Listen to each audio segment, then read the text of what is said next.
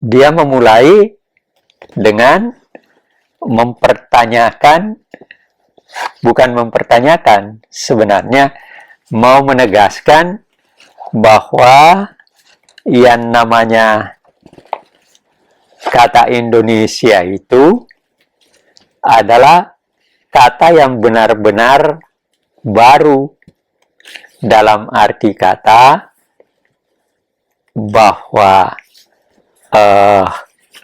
kata Indonesia itu tidak ada hubungannya dengan sejarah masa lampau.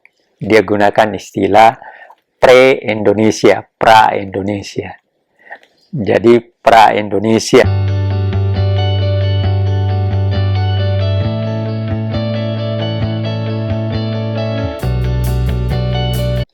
Assalamualaikum warahmatullahi wabarakatuh. Bertemu kembali di YouTube channel Anhar Gonggong bersama saya, Nian Anhar, dan juga Ayah. Dan kali ini kita akan mendengar Ayah bercerita tentang satu hal yang penting yang mungkin menjadi pertanyaan banyak dari kita, tapi belum banyak referensi yang mendiskusikannya secara menyeluruh gitu. Nah, yang akan kita dengarkan dari Ayah itu adalah cerita di balik nama Indonesia. Bagaimana nih ya? Kan memang banyak sih sebetulnya yang bertanya, sebetulnya nama Indonesia tuh dari mana gitu? Apakah dari mulai di Sumpah Pemuda kah? Atau misalkan dari kerajaan zaman dulu kah? Atau bagaimana? Iya, baik. Saya kira memang selama ini kita cuma menyebut Indonesia sebagai kita sebagai bangsa. Bahkan saya ingat ketika saya masih dari SD, SMP, SMA, tidak ada tuh guru yang memberitahu asal nama Indonesia itu dari mana dan bagaimana kemudian dia berproses digunakan menjadi nama bangsa sebagai sebuah identitas kesatuan, identitas politik dari sebuah bangsa terjajah untuk melepaskan diri Untuk dari merdeka. menjadi merdeka. Iya, yang kita tahu Nusantara, terus udah gitu tiba-tiba adanya Indonesia. 17 Agustus 1945 Indonesia gitu. Sebenarnya kata Indonesia itu adalah hasil penelitian dari antropolog, etnolog asing. Ada seorang antropolog yang dulu bekerja di Kesultanan Malaya ketika itu kan dijajah Inggris. Yep. Lalu ada seorang yang bernama Earl. Nah, ini yang pertama kali menggunakan istilah Indonesia. Earl itu adalah orang pertama yang menggunakan kata Indonesia untuk wilayah di Asia untuk wilayah di sebuah wilayah di Asia Tenggara, ya. Jadi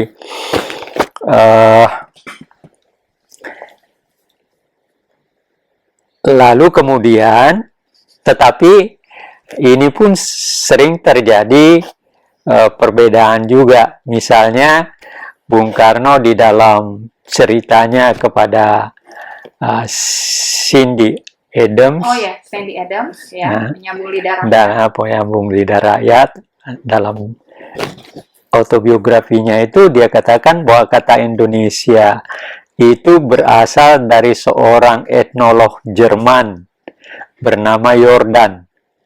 Oke. Seorang sarjana di negeri Belanda. Nah, tetapi oleh seorang sarjana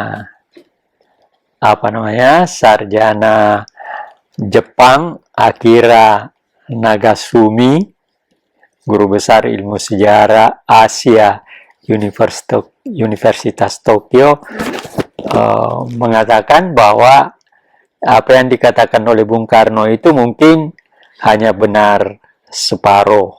Oh, hanya benar separuh. Iya, jadi Indonesia ya, seperti itu. Lalu kemudian dia lanjutkan bahwa kata Indonesia sebenarnya berasal dari sebuah judul buku yang ditulis oleh seorang antropolog Jerman. Judul bukunya itu bahasa Jerman tentu, Indonesian oder die Inseln des Malaysian Archipel. Indonesia atau pulau-pulau dari Kepulauan Melayu. Bastian, sarjana antropolog. Nah, tetapi kata ini pun oleh Hatta ditolak. Ya. Dia katakan bahwa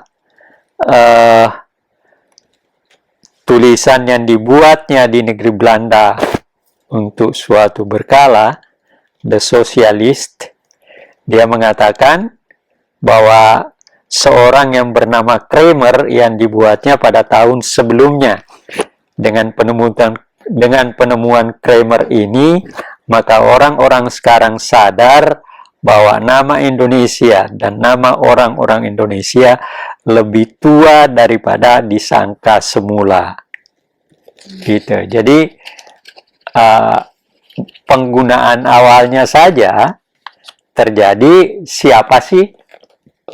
Hatta Soekarno mengatakan seperti itu. Iya. Lalu kemudian ada lagi lebih dulu, yaitu yang bernama Logan. Logan ini juga seorang Inggris dan menulis sebuah artikel di Ethnology of Indian Archipelago dalam Journal of the Indian Archipelago and Eastern Asia dalam tahun 1850. 1850. Nah, ya.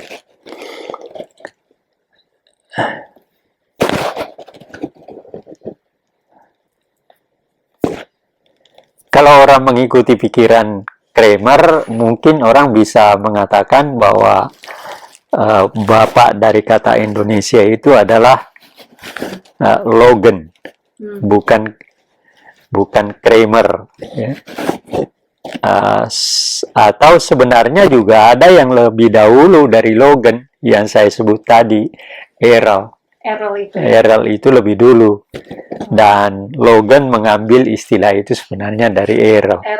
Nah, Errol itu ada di kerajaan Melayu kan, Malaya. Apa maksudnya ayah mendapatkan informasi itu dari buku atau dari majalah juga? Dari majalah. Nah, dari majalah yang sama yang tadi. Dari majalah Journal of Indian Archipelago and Eastern Asia dalam tahun 1850. Jadi Errol rupanya Logan rupanya membaca itu lalu kemudian. Nah, dalam perkembangannya kemudian itu menariknya apa? Lalu kan ketika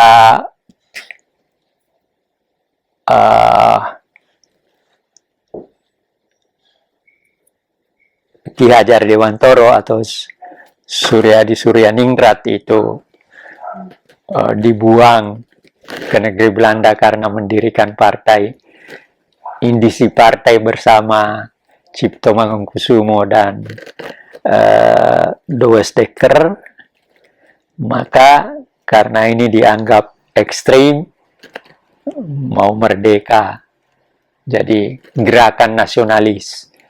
Lalu kemudian mereka ditangkap, dibuang. Nah, yang menarik itu apa? Di negeri Belanda sudah ada organisasi Indonesische Vereniging, Nah, tetapi di balik itu ternyata Suryadi Suryaningrat ini mendirikan suatu kantor berita dengan menggunakan kata Indonesia. Jadi tahun 1913 dia dibuang tahun 12.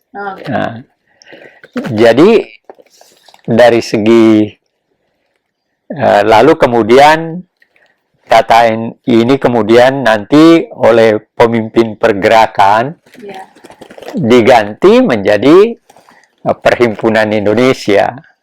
Nah, di Hatta pernah menjadi ketua di situ, lalu kemudian memperkenalkan kemana-mana nama Indonesia itu, dan jadi kalau kita lihat bahwa ketika para antropolog menemukan atau menggunakan kata itu baru terbatas sebagai suatu nama wilayah geografis. Wilayah geografis di Melayu ya? Di Asia, di sebuah wilayah Asia Tenggara. Kepulauan, karena kepulauan, Archipelago. Kepulauan. Nah, lalu dalam perkembangannya, jadi kalau dilihat dari tahapnya, tahap pertama ketika ditemukan kata Indonesia ini ditemukan oleh para antropolog, itu ya baru berupa hasil penemuan ilmiah dan di sekitar hanya identitas dari sebuah wilayah geografis, kepulauan geografis. Nah, tapi ini kemudian dalam tahap selanjutnya menjadi sebuah alat perjuangan identitas baru dari kaum nasionalis. Kan begitu. Jadi hasil penelitian antropologis orang asing ini oleh para pejuang, anak-anak muda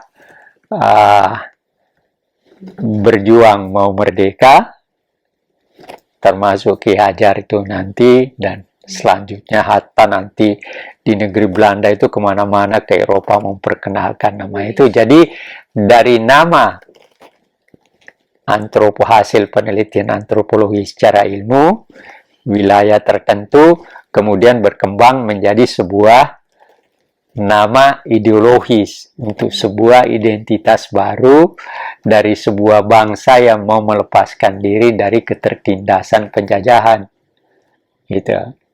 Jadi ada proses seperti itu. Nah, yang menarik lagi selanjutnya dari nama ini adalah setelah digunakan lalu dipertegas, ya, tahun di negeri Belanda ada manifesto politik yang dikeluarkan oleh Perhimpunan Indonesia, bahkan majalah Perhimpunan Indonesia itu nanti berubah menjadi Indonesia Merdeka ya, di negeri Belanda. Nah, itu tahun 25, manifesto politik tahun 25 yang dikeluarkan oleh Perhimpunan Indonesia. Nah, tahun 28 di Indonesia, pemuda-pemuda mengadakan kongres. Sebenarnya ada 2 kali kongres itu.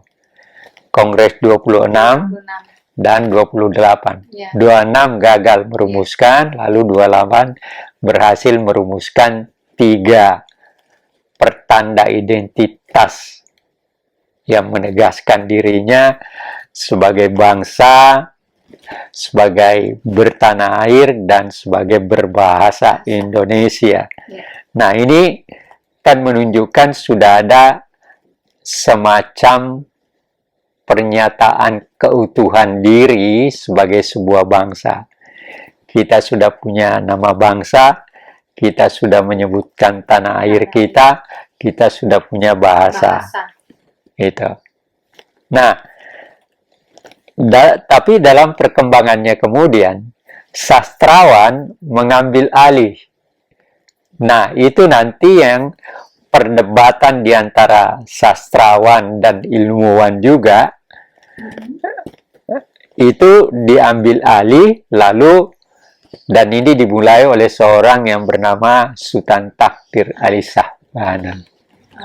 Memang orang ini memang saya kenal secara personik, dan saya tiap kali dia ke Jogja saya pasti mengantar. Saya banyak mendapatkan ilmunya. Orangnya memang energik. Umurnya ketika saya kenal sudah 60-an, tapi energik. Ya, berbicara itu selalu dengan menarik. Nah, dia memulai dengan bukan mempertanyakan, sebenarnya mau menegaskan bahwa yang namanya kata Indonesia itu adalah kata yang benar-benar baru, dalam arti kata bahwa kata Indonesia itu tidak ada hubungannya dengan sejarah masa lampau. Dia gunakan istilah pre-Indonesia, pra-Indonesia. Jadi pra-Indonesia dan Indonesia itu tidak berkaitan. Jadi bagi Sultan Takdir, Indonesia itu adalah sesuatu yang baru dan diciptakan oleh orang-orang yang menghendaki sebuah perubahan dan dengan semangat yang berbeda. Itu. Nah, lalu dia katakan kita harus mengambil semangat Barat. Gitu. Kalau kita mau maju, kalau kita mau berkembang sebagai sebuah bangsa, maka Indonesia jangan dikaitkan dengan pra-Indonesia. Jangan dikaitkan dengan sejarah. Sejarah Indonesia. Sejarah itu konteksnya apa menurut Sultan Takdir? Sultan Takdir mengatakan bahwa tidak ada kaitannya dengan Indonesia. Jadi dalam periode apa yang dikatakan pra-Indonesia? Pra-Indonesia itu pokoknya masa lampau, Borobudur, segala macam, Diponegoro,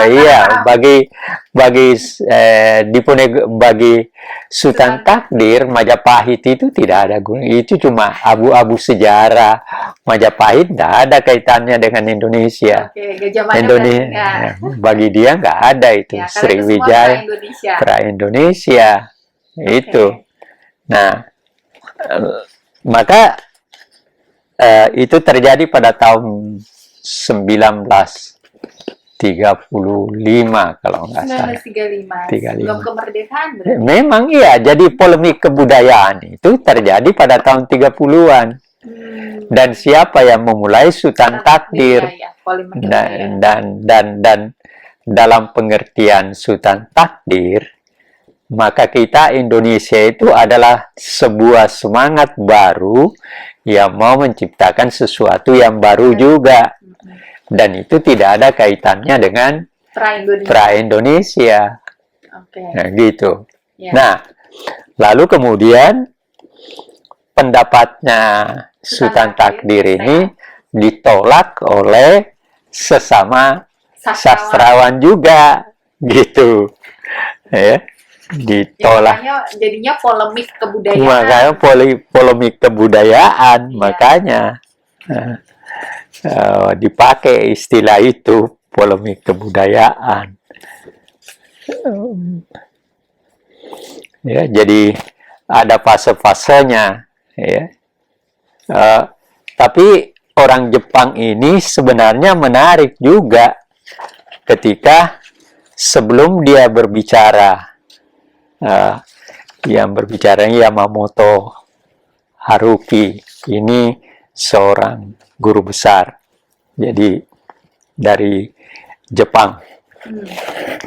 Yang menarik ini, sebelum dia berbicara tentang polemik kebudayaan, Ya. dia mengawalinya dengan memberikan satu gambaran yang diperoleh dari sebuah novel, Salah Asuhan. Ya.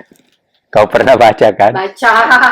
Semua Salah rata-rata baca. Mungkin anak sekarang enggak. Ya, jadi Salah Asuhan ini dijadikan Iya. sebagai latar belakang untuk masuk menerangkan tentang polemik kebudayaan, polemik kebudayaan. Karena apa kan?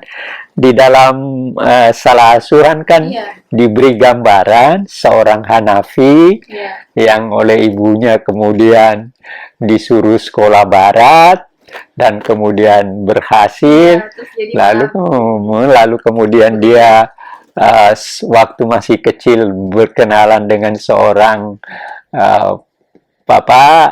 Kori. Iya. Kori ini ibunya orang Minangkabau, tapi ayahnya orang Prancis. Yeah. Tapi sejaman lalu tinggal bersama di sebuah kampung. Nah, rupanya ada hati kan? Yeah. Nah, lalu kemudian tetapi dalam perkembangannya ternyata bahwa Kori sebenarnya tidak ini sama Hanafi kan? Yeah. Nah, lalu kemudian nanti ya ceritanya Hanafi kemudian berhasil gagal dengan Kori, kemudian dia kawin dengan sepupunya kan, yeah. anak. Lalu ya makanya ada istilah salah asuhan itu, tapi siapa yang salah? Apakah ibunya yang mendidik anaknya untuk barat? Yeah. Lalu kemudian Hanafi membuang budayanya, tapi ya segala macam seperti itu. Nah, apa yang mau ditunjukkan di situ sebenarnya dengan latar belakang ini mau memperlihatkan bagaimana pergumulan yang terjadi sebenarnya dalam novel itu sebagaimana yang diperbincangkan di dalam polemik kebudayaan itu. Okay. Ya kan, yang dipersoalkan adalah baratisasi. Iya kan? Westernisasi. Nah, westernisasi atau istilah gunakan di sini baratisasi gitu. Okay. Nah, disitulah terjadi pergumulan. Pergumulan sampai ditulis dalam berbagai surat kabar sebenarnya waktu itu. Berbalas gitu ya? Berbalas. Ada juga kongres di situ nanti. Ada kongres segala macam. Jadi lalu kemudian setelah Sultan Takdir mengeluarkan pendapatnya, ya, dan ini semua adalah siapa namanya, orang angkatan. Kalau dari segi angkatan sastrawan, mereka ini angkatan pujangga baru. Ya. Iya kan, pujangga baru. Nah, lalu kemudian mereka menariknya itu adalah karena Sultan Takdir dikerubuti, dibombardir dengan pasif. Iya. Kan biasanya itu. Jadi tapi kan, bukan hanya ada yang pertama mengkritik dia itu Sanusi Pane. Iya kan. Lalu kemudian ada Purbacaraka. Ya. Lalu kemudian ada Dr. Sutomo. Ya. Ada Ki Hajar juga. Nanti karena Ki Hajar kan sudah kembali dan mendirikan taman siswa. Tetapi apa yang mengapa saya mau membicarakan ini sekarang? Saya mau mengatakan kepada kita semua bahwa nama Indonesia itu diperoleh tidak dengan sendirinya dan gampang, tapi dia adalah merupakan suatu kesepakatan yang melewati suatu proses pergumulan pemikiran. Iya. Nah, itu yang penting. Jadi terlepas daripada di sini ada tahap-tahap yang ya, dikemukakan oleh siapa? Yamamoto Haruki, Ya. bahwa buku polemik kebudayaan terdiri dari 149 halaman. Polemik pertama menuju masyarakat kebudayaan baru Indonesia pra-Indonesia oleh Sultan Takdir. Nah, lalu kemudian dibalas oleh siapa namanya, Sanusi Pane dengan menulis sebuah artikel Persatuan Indonesia. Ya. Lalu kemudian dibalas lagi oleh Sultan Takdir menuju masyarakat dan kebudayaan baru, ditambah dengan catatan-catatan dari Sanusi Pane lagi. Itu bagian pertama. Lalu polemik kedua, semboyan yang tegas, juga ditulis oleh Takdir Ali Sahbana. Lalu kemudian pendidikan nasional menyambut pemandangan Sultan Takdir oleh Sutomo, Dr. Sutomo. Sekali lagi semboyan tegas, Sultan Takdir lagi mencari perholding Cindra Bumi. Jadi ada di sini apa namanya, yang melawan, yang menggerubuti Sultan Takdir itu ada ilmuwan, Iya. ada politikus, Ada sastrawan juga. ada ya sastrawan Betul, tentu pasti, ya. pasti Sanusi Pane, tapi juga wartawan. Oh. Jadi tapi dia bertahan sendiri. Ya. Ya, dengan nah, intinya sebenarnya mau mengatakan ya, kalau kita mau maju ya kita harus meniru barat, rasionalisme, Ya. gitu segala macam, ya. Dan yang dia maksudkan di situ adalah keinginan untuk menunjukkan sesuatu yang baru.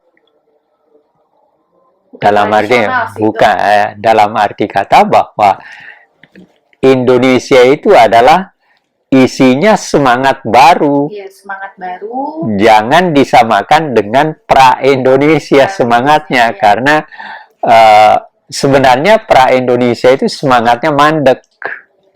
Kalau mau kata kasarnya seperti itu. Kita mandek itu karena kita tidak bisa apa-apa gitu. Nah, kalau saya kan suka menonton nonton apa tadi, Kiai Santang, Raden Ki Santan. Apa yang menarik, mereka berkelahi dengan menggunakan ilmu kanuragan, segala macam, dengan segala macam mitos segala macam. Nah, jadi di antara mereka yang itu yang digunakan, karena ya kita tidak bisa merdeka dengan itu. Tidak bisa maju dengan itu kan. Itu. Jadi tetapi sebenarnya yang dipersoalkan juga di sini adalah kesinambungan sejarah itu. Iya. Dalam arti kata bagi Sultan Takdir ya udah selesai. Jangan menganggap bahwa Indonesia ini adalah kelanjutan dari masa lalu yang pra-Indonesia. Nah, tapi tidak di sini. Orang yang berbeda pendapat itu juga tapi tidak ada ikut dalam polemik. Itu Yamin. Bagi Yamin itu Indonesia sudah 3 kali. Indonesia pertama itu Sriwijaya, Indonesia kedua itu Majapahit, Indonesia ketiga Republik Indonesia. Itu Yamin tulisnya? Ya, ada bukunya. Ada bukunya. Jadi, dan itu berbarengan atau? Enggak, di luar. Setelah ini yang memulai tahun 30-an. Yang memulai duluan itu adalah Sultan Takdir, yang istilahnya bukan memulai dalam arti memancing kekritisan berpikir sih sebetulnya. Indonesia ini mau dibawa kemana? Negara ini tuh seperti apa? Gitu. Jadi sebenarnya Sultan Takdir menariknya itu mau memberikan suatu pemikiran baru bahwa kita jangan hanya menggunakan kata Indonesia, tapi nama Indonesia itu sebenarnya apa? Ya, Dan makna ini ya, makna. memberi makna Memberi pada kata Indonesia yang kita gunakan sebagai identitas diri kita, Iya, sebagai satu bangsa, itu maknanya apa? iya, betul. Nah, ini dia bilang kalau begitu kita punya semangat baru. Kita berikan semangat baru, dan semangat baru itu dari mana? Ya dari Barat. Iya. Dengan segala macam ilmunya, Renaissance, Iya, enlightenment-nya juga. enlightenment. Iya, justru Sultan Takdir sangat tertarik dengan Renaissance itu. Iya. Nah, itu yang menjadi tolok ukur juga.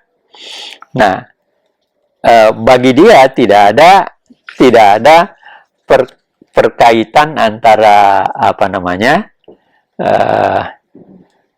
hubungan ya dalam menuju masyarakat dari kebudayaan baru Indonesia dan pra-Indonesia. Sultan Takdir menegaskan setegas-tegasnya perlunya untuk mengidentifikasikan sejelas-jelasnya arti kata Indonesia. Jadi dia buka ini bukan tanpa tujuan, bukan sekedar sebuah tulisan yang mau berbeda, Iya. bukan, tapi benar-benar mau mengatakan kepada pembaca, mari kita kata Indonesia kita berikan makna. Iya. Dan bagi dia, yaitu Semangat baru. ya, mengidentifikasikan sejelas-jelasnya arti kata Indonesia. Ia menganggap pengidentifikasian ini sangat perlu dan penting karena menurut pikirannya kata itu telah dipergunakan secara sesuka hati, dan oleh karena itu arti kata itu pun telah menjadi sangat kabur. Nah, jadi jelas ya, jelas sebetulnya tujuannya Sultan itu memulai. Ia mencari alasan dari kacau balaunya dan kekaburan pada fakta bahwa kata itu telah menjadi populer dan dipakai secara umum. Ya, jadi kita udah pakai tapi kita nggak ngerti. Apakah hanya sekedar nama? Iya. Atau memang ada makna gitu. Iya, walaupun makna itu pun juga akan membawa sebuah arahan sih sebetulnya ya, mengarahkan kita mau membuat Indonesia ini seperti apa gitu. Nah, lalu dia katakan dalam pandangan Sultan Takdir Ali Shahbana, kata Indonesia sudah menjadi kata pengganti untuk pribumi, maka dijadikan sebutan yang dapat diberikan kepada segala sesuatu yang pernah terjadi pada masa yang lalu dan sedang terjadi pada masa kini di dalam lingkuran Kepulauan Nusantara. Nah, bagi suku dia menariknya itu dia katakan Diponegoro, Tuanku Imam Bonjol itu kan memang merupakan tapi mereka tidak berjuang untuk Indonesia. Hanya kerajaannya mungkin ya. Iya, mereka kan? berjuang untuk kerajaan mereka. Ya? Nah, itu yang tapi pikirannya inilah yang menjadi pikiran Sultan Takdir, inilah yang menjadi pendorong dari semua, sehingga dia dikerubuti oleh Sanusi Pane yang sastrawan, memancing orang berpikir lebih dalam, lebih jauh, dan siapa yang menarik bagi Sultan Takdir ini sampai mati dia pegang ininya, dia pikirkan, iya. Lalu apa yang dia maksud dengan semangat Indonesia? Ada 3 unsur. Kesadaran akan jiwa dan tenaga bangsa Indonesia sendiri. Indonesianya sendiri. Jadi kesadaran akan jiwa dan tenaga bangsa Indonesia sendiri. Lalu yang kedua, kemajuan untuk bersatu yang berdasarkan pada kepentingan dan cita-cita bersama-sama. Dan yang ketiga, hasrat akan meningkatkan kedudukan bangsa di dunia. Jadi cita-citanya ke depan memang. Nah, apa yang dipikirkan itu memang ke depan. Di unsur pertama misalnya, semangat keindonesiaan itu ialah ciptaan abad ke-20. Ialah penjelmaan kebangunan jiwa dan tenaga. Jadi bukan Indonesia itu bukan sekedar istilah, tapi di dalamnya ada semangat yang memberi ruang orang untuk ke depan. Itu makna. Iya. Lalu kemudian unsur keduanya dikatakan baik di dalam bangunan Sriwijaya maupun dalam bangunan Majapahit, tidak ada sekali-kali terdapat hakikat semangat Indonesia. Iya sih, karena kan yaitu kemauan untuk bersatu yang didesak oleh keinsafan akan kepentingan dan akan cita-cita bersama. Itu yang dia. Kemudian yang ketiga ditulisnya, berbicara tentang masyarakat dan kebudayaan yang baru, tentulah yang dimaksud masyarakat dan kebudayaan Indonesia Raya seperti tergambar dalam hati segala penduduk kepulauan ini yang mengharapkan tempat layak bagi negeri dan bangsanya di sisi negeri dan bangsa lain di muka bumi. Jadi menghendaki kesejajaran kan. Iya. Jadi inti yang mau dikemukakan ini melihat Indonesia dengan menggunakan kata Indonesia itu ya jangan dilihat sebagai sesuatu yang sama dengan kelampauan dan tidak ada kesinambungannya dengan itu. Nah, itu yang melahirkan sebenarnya intinya itu, ini yang melahirkan polemik dari orang-orang yang mengerubuti dia. Bagi mereka yang mengerubuti dia tidak. Jadi misalnya Sanusi Pane katakan, ya kita masih tetap memerlukan dan kita ada kesinambungan. Ada bagian tertentu dari Majapahit, dari Sriwijaya yang tetap akan menjadi bagian dalam proses kita. Yeah. Nah, yang lainnya juga seperti itu. Karena tidak mungkin sejarah ini tidak ada kesinambungannya, putus begitu saja. Yeah. Nah, jadi artinya apa? Artinya memang di sini terjadi pergumulan ketika kita menjadi bangsa, bagaimana kita membangun sesuatu yang baru tentang diri kita, untuk mengenal diri kita, tetapi juga dalam batas tertentu ya kita harus mengenal sejarah, dan Sultan Takdir juga tidak menolak sebenarnya terhadap pengenalan sejarah kelampauan kita. Cuma bedanya jangan dianggap bahwa Indonesia itu diambil dan merupakan kesambungan, persambungan dari masa lampau itu. Indonesia itu sesuatu identitas baru yang betul-betul baru, dengan semangat baru, dengan tujuan baru, dan sebagainya. Nah, itu yang membedakan mereka dengan orang-orang yang mengerubuti dia. Menarik sih, menarik bagi saya. Nah, apa makna dari ini untuk kita? Iya. Nah, bagi saya sebagai seorang yang belajar sejarah, himbauan kelampauan dari polemik kebudayaan mau mengatakan kepada kita kini bahwa kita yang hidup sekarang jangan menganggap Indonesia itu sebagai memang ada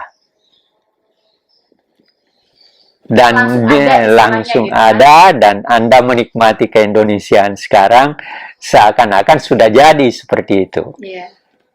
Tidak, Indonesia itu adalah sebuah hasil pergumulan. Dia pergumulan secara otak, ide, tapi juga pergumulan secara fisik ketika kita mempertahankan kemerdekaan itu. Itu yang harus dipahami oleh anak-anak generasi kalian nanti. Jangan nganggap paham mungkin generasi berikutnya. Tapi ada beberapa hal juga yang memang menjadi catatan bahwa memang nama Indonesia sendiri itu pun juga memang perlu memiliki makna ya. Iya, dan harus disadari juga bahwa kata Indonesia itu bukan kita yang menemukan. Ya. Tapi ada kesadaran bahwa dengan kata Indonesia itu kita mau menciptakan kehidupan bersama dan Indonesia adalah identitas bersama kita. Ya. Sebenarnya kalau mau menggunakan nama lama bisa juga kita gunakan kata Nusantara sebagai nama diri kita. Hindia Belanda. Nah, itu menarik begini. Jadi, Hatta kalau tidak salah pernah diundang di negeri Belanda tahun 30-an kalau nggak salah. Lalu dia ditanya, kenapa Anda menggunakan kata Indonesia? Nah, dia katakan begini, setelah memberi keterangan, ya kalau saya gunakan kata Hindia Belanda, Republik Hindia Belanda, kata Hindia Belanda tetap Belanda di belakang Hindia. Iya kan? Iya. Nah, tapi kalau saya hanya menggunakan kata Hindia, nanti orang salah dengar yang disangka India. Jadi ya memang ini jadi dengan keterangan yang kita bicarakan pada kesempatan ini, sebenarnya saya hanya ingin memberikan wawasan pikir kepada pendengar nanti bahwa nama Indonesia itu adalah sebuah identitas politik dan kebangsaan kita yang diperoleh dengan sebuah proses dalam bentuk hasil pemikiran dari para pemimpin pergerakan. Dan setelah kita merdeka menyatakan 17, kata Indonesia juga adalah sebuah bentuk identitas melakukan perlawanan dan mempertahankan kemerdekaan itu. Itu yang harus ditangkap seperti itu. Jadi jangan anak muda sekarang nganggap udah saya Indonesia udahlah. Nah, tetapi justru hal menariknya di sini bahwa kata Indonesia yang kita gunakan itu adalah sebuah proses perjuangan. Betul. Ya, pergumulan perjuangan, dan oleh karena itu kalau kita mau mempertahankannya dalam bentuk yang berbeda, ya kita juga melanjutkan semangat perjuangan. Ambil sebagai contoh, sekarang kita berjuang sebenarnya melawan pandemi dalam bentuk yang berbeda. Coba kita bayangkan, kalau pandemi ini gagal kita hadapi, kita bisa hilang loh. Coba bayangkan sekarang sudah 1 jutaan, bahkan sudah ada yang mengatakan sebenarnya sejak yang lampau sudah lebih dari 1 juta. Dan kita diobrak-abrik dari semua kehidupan kita kan. dari semua sektor. sektor kehidupan kita Nah, oleh karena itu, kata berjuang itu juga penting. Mhm. Kata berjuang itu sangat penting. Artinya, artinya kata bagaimana kita berproses memperjuangkan dan mempertahankan itu sesuatu yang terus akan berlanjut, Berjalan, kan? dari generasi ke generasi. Nah, pentingnya generasi muda sekarang tahu sejarah, ya di situ. Jadi, bukan karena saya orang sejarah, tapi kalau Anda tidak mengenal sejarah diri Anda pasti bisa linglung. Sejarah pribadi Anda kan Anda juga harus tahu. Iya. Kapan Anda lahir, bagaimana lingkungan keluarga Anda, perjalanan apa saja, bagaimana Anda menjadi seperti sekarang. Iya. Kan itu sejarah juga, sejarah personlik Anda. Dan itu penting untuk pertumbuhan diri Anda, kan? Betul. Sama dengan sejarah negara. Kalau Anda tidak mengenal sejarah negara Anda bingung, saya ini sebenarnya siapa? Ya, ini Indonesia tuh seperti apa, bagaimana, seperti apa, dan mau kemana, nggak jelas. Awalnya kenapa seperti ini? Iya. Itu yang saya. Dan mungkin kalau kita nggak belajar sejarah, mungkin karena kita yang terdiri dari berbagai macam suku, bangsa, itu toleransi juga. Nah, coba Anda lihat yang berkelahi di sini, di polemik kebudayaan itu, Sultan Takdir itu Minang sama Bengkulu. Iya, betul. Iya kan? Lalu Sanusi Pate Batak. Iya. Lalu Jawa. Iya kan, Ki Hajar. Lalu ada Minang lagi, segala macam. Adinegoro itu Minang. Dr. Amir itu Minang dan sebagainya. Jadi yang memperdebatkan nama Indonesia sebagai sebuah identitas dan menjadi polemik kebudayaan itu ya memang macam-macam orang yang mau mengindonesia. Yes, betul. Itu. Karena mereka akhirnya mau ikut dalam, akhirnya berdiskusi dalam polemik itu ya karena mereka tahu bahwa mereka adalah Indonesia. Iya. Untuk itu mereka harus menjelaskan diri dulu ya. Iya. Dan memang ini juga tentu ada pengaruh dari 28. Iya. Jadi Sultan Takdir cuma mau menegaskan tahun 28 kita sudah mengakui Indonesia sebagai nama kita. Tapi apa itu Indonesia? Nah, kemudian kan itu. Maka muncullah pikirannya. Ya, lihat orang ini menggunakan kata itu, tapi ngerti nggak seperti? Ya cuman seperti nama aja, Indonesia gitu.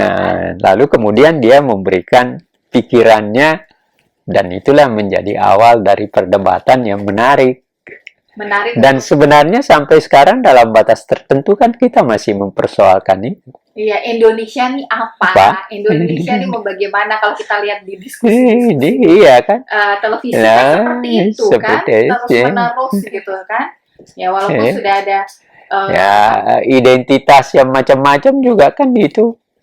Ada perkelahian tentang agama, ada perkelahian tentang suku. Itu artinya apa? Kita belum selesai. Masih terus akan berjalan. Dan kemarin misalnya ada seorang pimpinan Hanura dianggap menghina Pigai yang orang Iran, Irian. Itu lalu sekarang ditangkap karena dianggap diskriminatif. Jadi artinya ada tanda-tanda di mana kita terus harus mengindonesiakan diri, memaknai kata Indonesia itu apa. Itulah yang ingin saya sampaikan. Mudah-mudahan ada gunanya. Baik, tadi kita sudah dengar Ayah bercerita tentang sebetulnya nama Indonesia itu berasal dari mana, dan kita tahu bahwa ternyata Indonesia itu adalah sebuah bentuk identitas dari sebuah wilayah geografis di Asia Tenggara yang diperkenalkan ya oleh orang Barat, tapi kemudian itu dipakai dan akhirnya kemudian ternyata dibahas lebih mendalam dengan munculnya pendapat dari Sultan Takdir ya Enggak, Ayah? jangan dilampaui, jadi kemudian dijadikan identitas diri Identitas dari diri. dalam pergerakan nasional. Oke, terus Lalu kemudian lahir 28 dan kemudian Kemudian menjadi polemik. polemik itu ya, oke. Ya. Nah, dari cerita Ayah ini kita tetap akhirnya bisa tetap mengetahui bahwa Indonesia itu masih tetap dalam proses dan dalam proses untuk dimaknai arahnya mau kemana dan seperti apa, dan itu bisa menjadi bahan untuk pemikiran mereka, kita yang menonton YouTube channel ini, untuk lebih mengetahui Indonesia itu negara yang mau kita bawa kemana. Yang mau bawa kemana, dan di situ nanti kaitannya sebenarnya kita harus membahas lebih dalam tentang pembukaan Undang-Undang Dasar 45. Di dalamnya ada Pancasila, di dalamnya ada makna merdeka. Oke, baik. Kalau gitu nanti ditunggu saja untuk di episode selanjutnya. Untuk saat ini kita sudahi, dan terima kasih sudah menonton video YouTube channel Anhar Gonggong. Jika menyukai video YouTube ini, silahkan di-like, subscribe, dan komen, dan nantikan video-video selanjutnya. Terima kasih. Sampai ketemu.